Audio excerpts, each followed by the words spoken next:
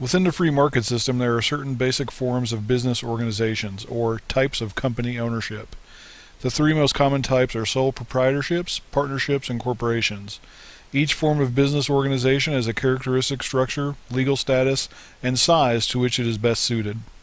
Each also has key advantages and disadvantages, and offers a distinctive working environment with its own risks and rewards.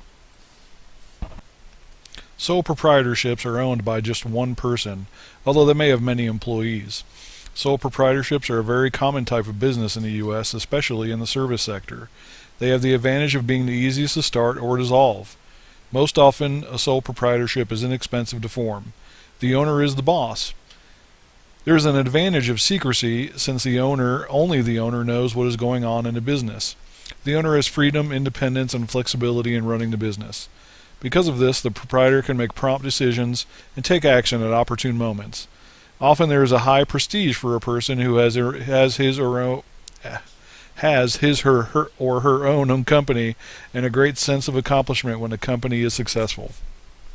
Sole proprietorships are subject to very few government regulations. They also have tax advantages since the owner is taxed only at the personal rate on income earned rather than at the corporate rate. There are also disadvantages to sole proprietorships.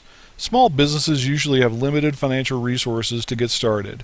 The owner may not have much personal money to start the business, and banks may be reluctant to loan money toward an unknown success or failure. A major risk of sole proprietorships is unlimited personal liability, or responsibility for the debts and obligations of the business. Since there is no legal separation between the company and its owner, any damages or debts of the business can be attached to the owner. That can lead to financial ruin for the owner if the business fails and has lots of debts that must be paid. A final disadvantage of sole proprietorships is that the life of the business is limited to the life or interests of the owner. If the owner dies or retires, the business usually ceases to exist. Partnerships are unincorporated businesses co-owned and operated by two or more persons. They are fairly easy to form, although an explicit agreement should be legally drafted so each partner understands the expected obligations and rewards. Partnerships are usually inexpensive to form. Also, like sole proprietorships, they have tax advantages since profits are taxed at personal income rates rather than at corporate rates. In general, partnerships have higher profit potential than sole proprietorships because two or more individuals are pooling their talents and taking responsibility for the business. Partnerships can have several disadvantages.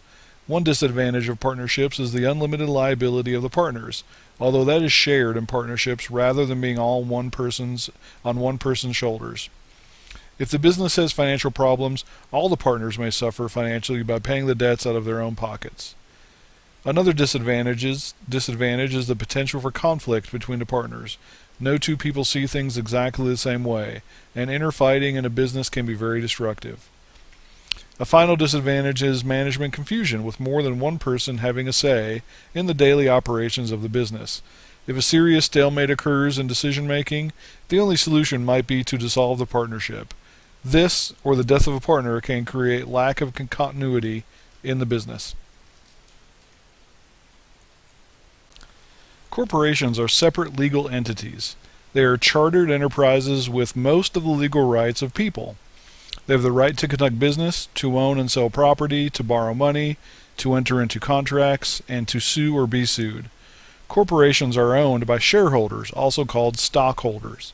The shareholders have the advantage of limited liability and can only lose the amount of the investment they have put into the corporation. Corporations can raise money by selling shares in capital markets, such as stock exchanges.